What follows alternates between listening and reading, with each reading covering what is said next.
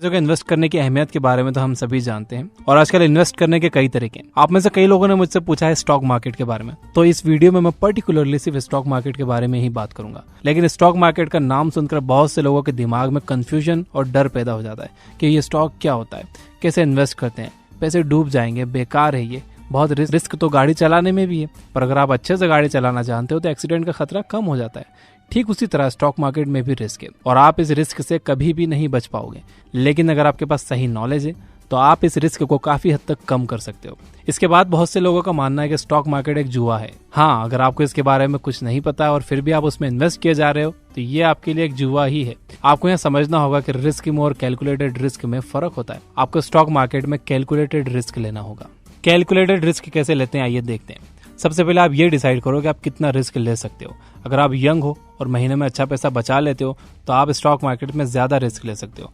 लेकिन अगर आप 60 साल के हो तो आपको कम रिस्क लेना होगा। साथ ही आप ये देखो कि आप जो रिस्क ले रहे हो उस पर आपको कितना प्रॉफिट मिल रहा है। अगर आपको फायदा सिर्फ 5 रुपए का हो रहा है लेकिन 20 रुपए का नुकसान होने का चांस है तो आपको इस तरह का इन्वेस्टमेंट नहीं करना चाहिए। तो सबसे पहले हम स्टॉक मार्केट की ABCD जान लेते हैं ताकि आपको इसके बारे में पता लग जाए। हर कंपनी को ग्रो करने के लिए पैसे चाहिए होते हैं। कंपनी के फाउंडर के पास अगर पैसे हैं तो खुद के पैसे उसमें लगा सकता है, कुछ अमीर लोगों को मनाकर उनसे अपनी कंपनी में इन्वेस्ट करवा सकता है या फिर पब्लिक फंडिंग के जरिए पैसे ला सकता है। पब्लिक फंडिंग में कंपनी आम जनता से पैसे लेती है। वो अपने बहुत से शेयर्स मार्केट में ऑफर कर देती है जिसे IPO कहा जाता है, यानी कि इनिशियल पब्लिक ऑफर। फिर आम लोग इस शेयर को उस IPO के जरिए खरीदते हैं और कंपनी के हिस्सेदार बन जाते हैं।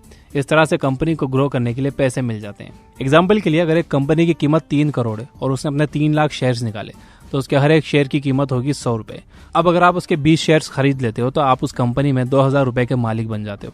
आपका उस कंपनी में 2000 रुपए का हिस्सा है।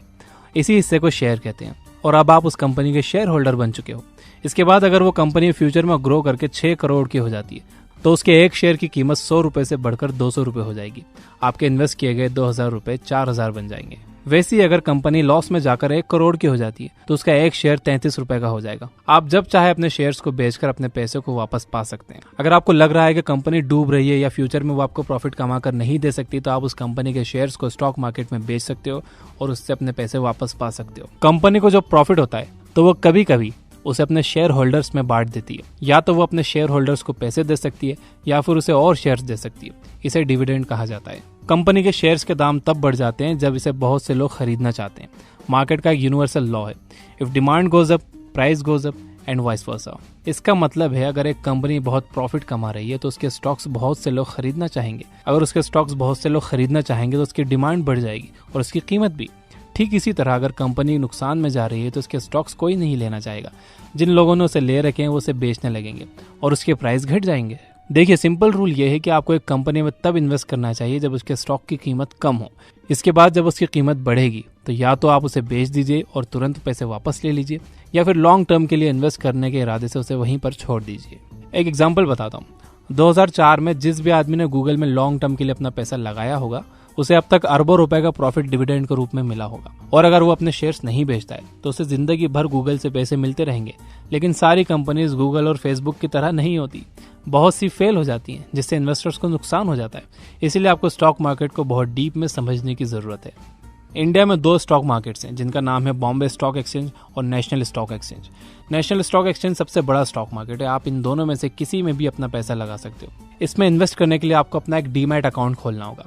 जिस तरह से आपके बैंक अकाउंट में पैसे रखे होते हैं इसी तरह से डीमैट अकाउंट में शेयर्स रखे होते हैं। ये डीमैट अकाउंट आपके सेविंग अकाउंट से लिंक हो जाता है। इससे होता यह है कि आप अपने डीमैट अकाउंट से कोई भी शेयर जब बेचते हो मार्केट में तो वो पैसा डायरेक्टली आपके सेविंग अकाउंट में आ जाता है। डीमैट अकाउंट को आज बहुत आसानी से आप अपने मोबाइल फोन से खोल सकते हो। 2 कंपनीज ऐसी हैं जो डीमैट अकाउंट प्रोवाइड करती है जिनके बारे में मैं जानता हूँ।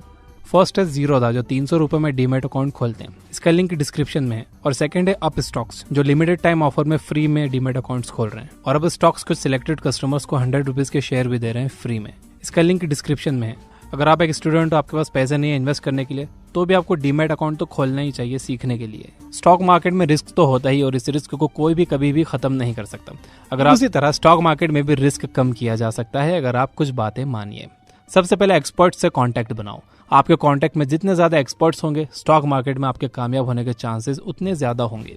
इसके बाद किसी एक्सपर्ट की बात पर सिर्फ इसलिए भरोसा मत करो क्योंकि वो एक्सपर्ट है। आप खुद भी हमेशा इसके बारे में और जानते रहो, इससे रिलेटेड बुक्स पढ़ते रहो, ताकि आपको हमेशा इन एक्सपर्ट्स पर डिपेंड ना रहना पड़े और आप खुद भी एक दिन एक्सपर्ट बन जाओ। साथ ही आपको एक बात और ध्यान में रखने की जरूरत है, सारे एक्सपर्ट्स हों ये जरूरी नहीं है। कुछ एक्सपर्ट्स को कंपनीज पैसे देती हैं ताकि वो लोग अपने फॉलोअर्स से बोल सके कि उनकी कंपनी के ग्रो करने की बहुत पॉसिबिलिटी है। इसीलिए वो एक्सपर्ट्स उस कंपनी में पैसा लगाने के लिए आपको बोल सकते हैं जिसने उन्हें इसके लिए पैसे दिए हैं। इसलिए ये बहुत जरूरी है कि आप आंख बंद कर इन लोगों की बात ना सुनो।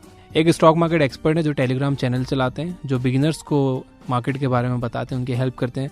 उनका लिंक भी मैंने डिस्क्रिप्शन में दे रखा है। दूसरी बात जो आपको ध्यान में रखनी चाहिए वो ये कि किसी भी कंपनी में इन्वेस्ट करने से पहले उसका बैकग्राउंड जरूर चेक करो। ये देखो कि पिछले कुछ सालों में कंपनी ने कितना प्रॉफिट कमाया है, उसने अपने शेयर होल्डर्स को कितना डिविडेंड दिया है, उसके फाउंडर्स कैसे हैं, उसका मैनेजमेंट कैसा है, उस कंपनी की टीम कैसी है। आप उस कंपनी के हर पहलू को अच्छे से परखिए और फिर यह फैसला कीजिए कि वो इन्वेस्ट करने लायक है या नहीं। इसके बाद ये देखिए कि इस कंपनी के फ्यूचर में ग्रो करने के चांसेस कितने हैं। आप सोचते होंगे कि टेक्नोलॉजी और गेम्स की कंपनीज बहुत फायदा कमाती हैं। ये सच है, लेकिन वो ज्यादा दिन मार्केट में नहीं रहती। लोग एक ही गेम खेल खेल कर ऊब जाते हैं, अब वो चाहे पबजी हो या पोकेमॉन गो। इस तरह की कंपनीज शॉर्ट टर्म में फायदा कमाने के लिए अच्छी होती हैं, लेकिन लॉन्ग टर्म में ये फेल हो जाती हैं क्योंकि लोगों को हमेशा कुछ नया चाहिए होता है। ज्यादा फायदा कमाने के लिए आपको एक कंपनी में लॉन्ग टर्म के लिए इन्वेस्ट करना होगा, लेकिन अगर आप शॉर्ट टर्म में पैसा लगाना चाहते हो तो उसमें भी कोई बुराई नहीं है, बस आपको उसमें फायदा कम होगा या हो सकता है नुकसान हो जाए। अगर आपको वाकई एक दिन वॉरेन बफेट और राकेश झुनझुनवाला की तरह एक बड़ा इन्वेस्टर बनना है और आप स्टॉक मार्केट को करियर की तरह चुनना चाहते हो, तो ये जरूरी है कि आप इसमें एक्सपर्ट बनो। स्टॉक मार्केट का कॉन्सेप्ट सिर्फ इस वीडियो में खत्म नहीं होता, ये बहुत बड़ा सब्जेक्ट है। अगर आपको इससे रिलेटेड बुक्स पढ़नी है तो आप ये किताबें पढ़ सकते हो, the intelligent investor, the wealth of common sense, the Falcon method, the most important thing. इसके अलावा ये याद रखिए कि शुरुआत में आपसे गलतियां होंगी, आपको इन गलतियों से सीखना होगा। अगर आप सिर्फ पार्ट टाइम में स्टॉक मार्केट में इन्वेस्ट करना चाहते हो तो आप सिंपली म्यूचुअल फंड्स के जरिए। तो दोस्तों ये थी वो बात है स्टॉक मार्केट के बारे में जो मुझे पता थी, जो मैंने आपको